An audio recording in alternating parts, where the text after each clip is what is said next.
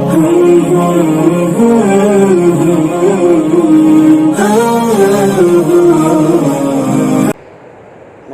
ونصلي على رسوله الكريم اما بعد فاعوذ بالله من الشيطان الرجيم بسم الله الرحمن الرحيم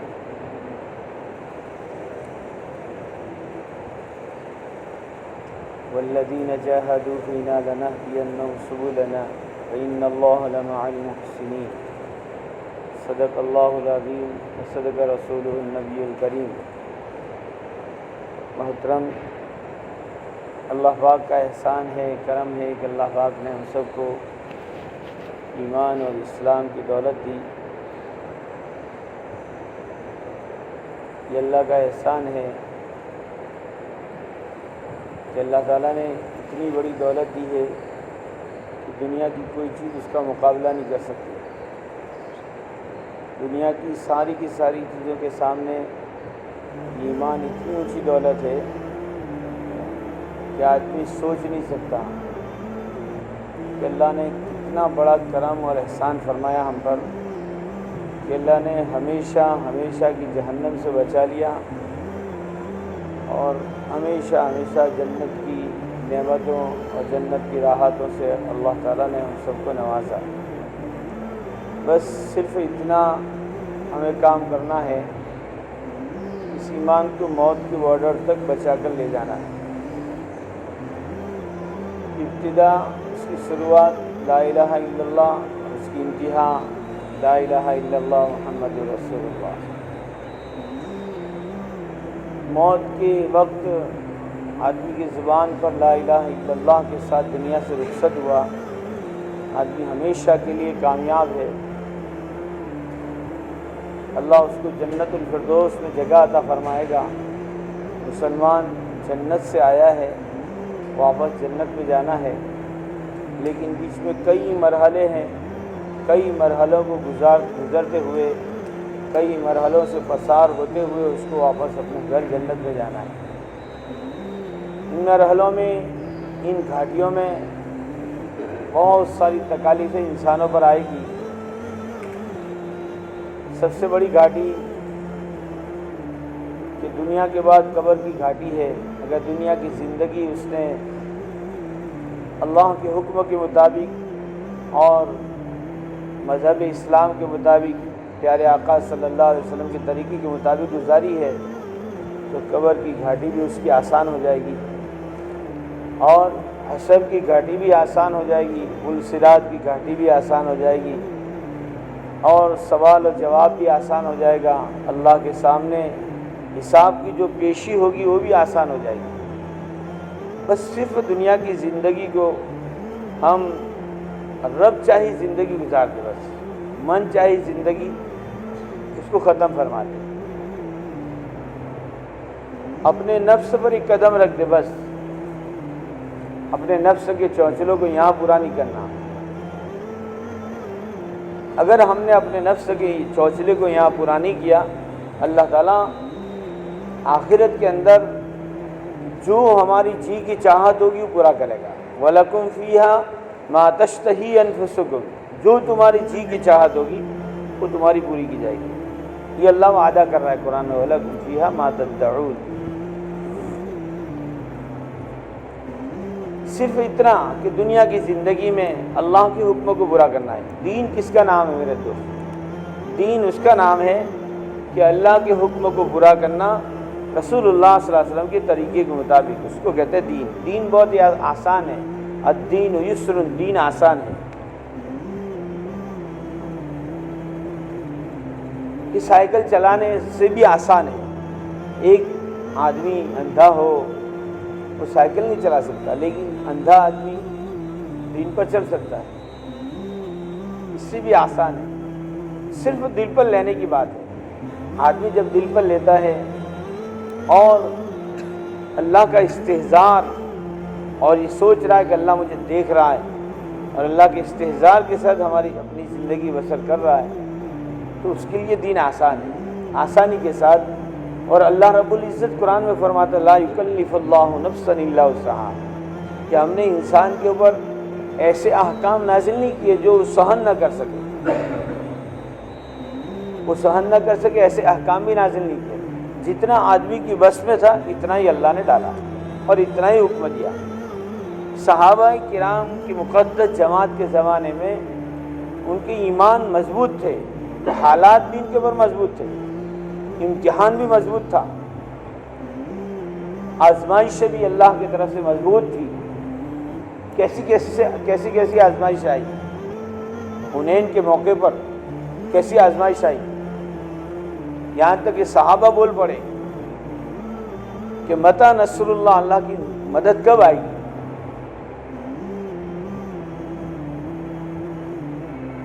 اس کی آیت پوری اوپر کہ یہاں تک کہ اتنا اللہ رب العزت نے ان کو آزمایا کہ ان کا کلیجہ منہ تک آ گیا تھا. وَتَظُنُّونَ بِاللَّهِ الظُّنُونَ, یہ قرآن کی آیت ہے. اتنا آزمایا تھا اللہ رب العزت, لیکن اللہ کی مدد آئی. جمے رہے. یا ایھا الذین آمنوا اصبروا وصابروا ورابطوا واتقوا اللہ لعلکم تفلحون. اگر ایمان والے دین کے اوپر جتنی آنے والی تکلیفوں کے اوپر صبر کرتا ہے اور ورابطوا ڈٹ کر رہتا ہے تو واتقوا اللہ لعلکم تفلحون, اللہ تعالیٰ اس کو کامیاب کر دے. جو بھی آدمی یہ کہتا ہے کہ میں ایمان والا مسلمان ہوں, لا الہ الا اللہ محمد رسول اللہ پڑھا, اس کے اوپر حالات کا آنا یقینی ہے. آئیں گے حالات اللہ کی طرف سے, لیکن حالات پر جمے رہے. آج دیکھو فلسطین کے مسلمانوں پر کیسے حالات ہیں, وہاں یہ آیت ان کے اوپر لاگو پڑ رہی ہے. یا ایھا الذین آمنوا اصبروا وصابروا ورابطوا, کہ ایمان والو صبر کرو, جمے رہو, ڈٹ کر, شاید تم کامیاب ہو جاؤ گے. اللہ سے ڈرتے رہو بس.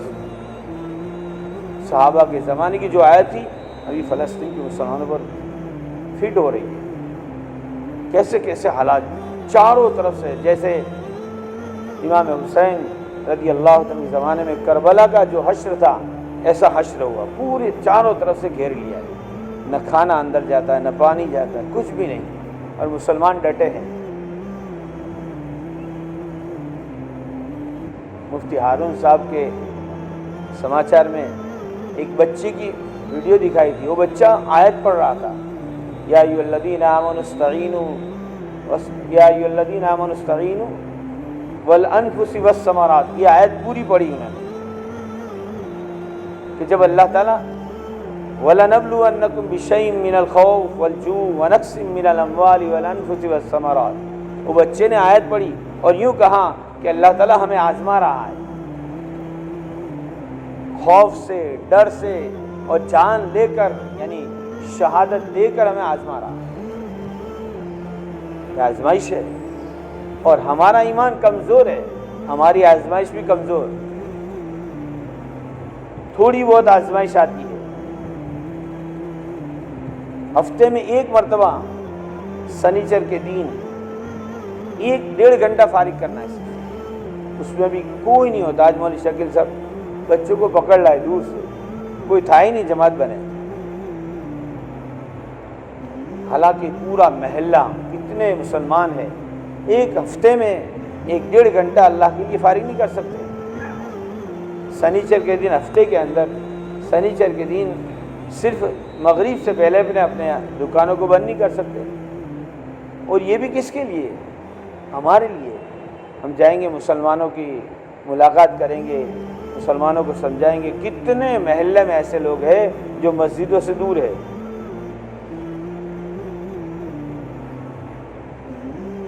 ان کے دلوں پر راکھ جم گئی ہے, ایمان کمزور ہے ہمارا.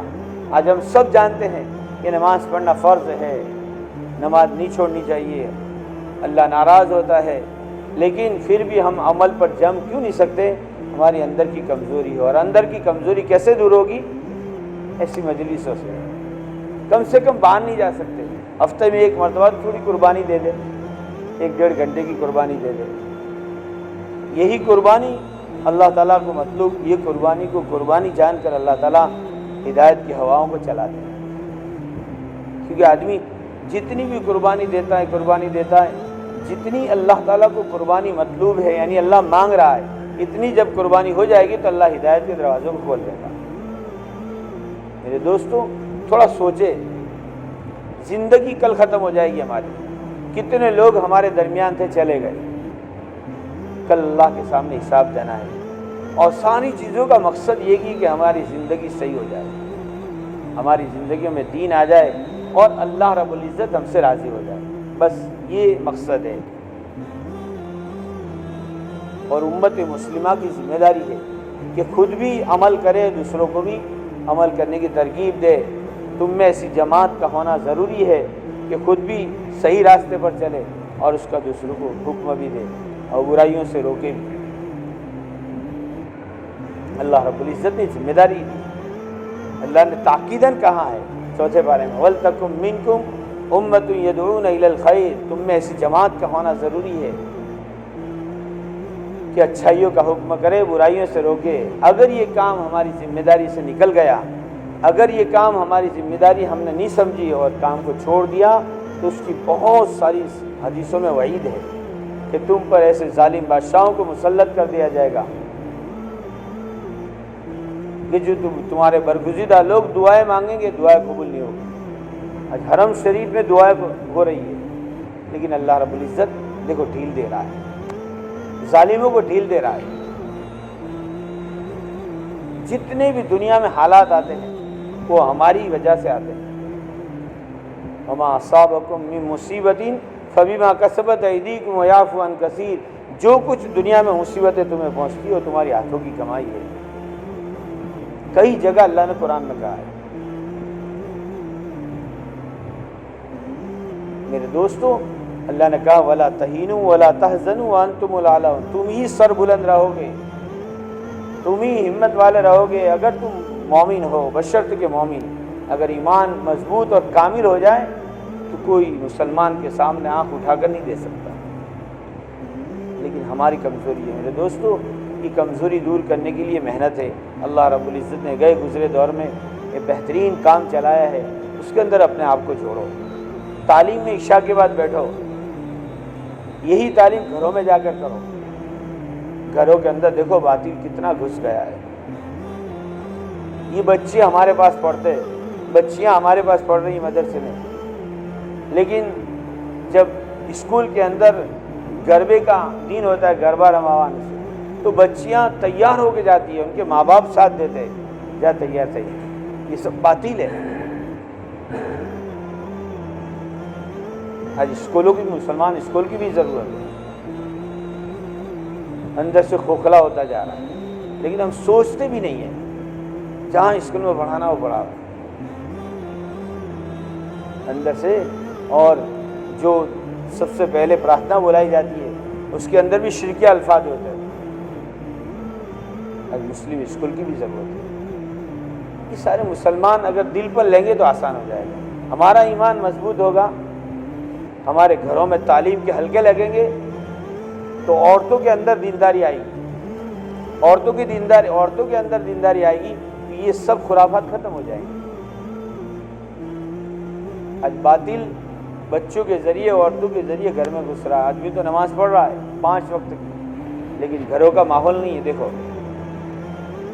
کبھی ہم نے اٹھا کر تعلیم کہ بھئی تمام عورتوں کو، بچوں کو بٹھا کر ہماری حاضری میں تعلیم ہو، کسی گھر میں ماشاءاللہ کوئی گھر میں ہوتی ہوگی، بہت کمزوری ہے۔ اس لیے یہی تعلیم گھروں میں کرو تاکہ باطل ختم ہو۔ مسجد کے اندر اپنے آپ کو محتاج بنا کر تعلیم میں بٹھاؤ۔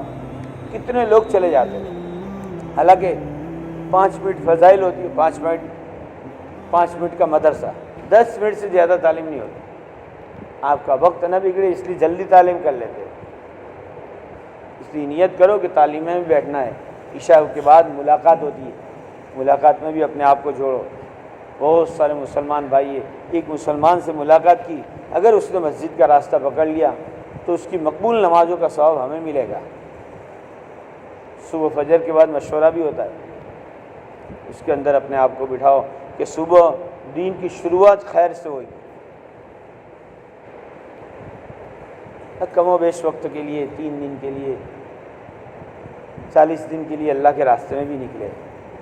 جب اللہ کے راستے میں باہر جائیں گے تبھی ہمارا ایمان بنے گا۔ ایک نگینہ ایک ہیرا ہوتا ہے، اگر گندی نالی میں پڑا ہوتا ہے اس کے اوپر کتنا ہی چاہے اچھا پانی پاک صاف پانی ڈالے لیکن گندا ہی گندا رہتا ہے، اس کو اس کے ماحول سے نکالنا پڑتا ہے۔ گندے پانی سے باہر نکالو گے، ایک تھوڑا سا پانی اس پر ڈالو گے صاف ہو جائے گا۔ یہ گندا ماحول ہے، اس ماحول سے نکل کر مسجد والے ماحول میں کچھ دن رہیں گے تو ہمارا ایمان بنے گا۔ اس کے لیے میرے دوستو بتاؤ، کسی کا ارادہ ہو اجتماع سے، اجتماع بھی آ رہا ہے، اس کی بھی محنت کرنی ہے، ایسی محنت کرنی کہ پورے محلے میں اس کی دعوت پہنچ جائے، گھر گھر اجتماع کی دعوت، ہر ایک ساتھی اجتماع میں آنے والا کم سے کم بنے۔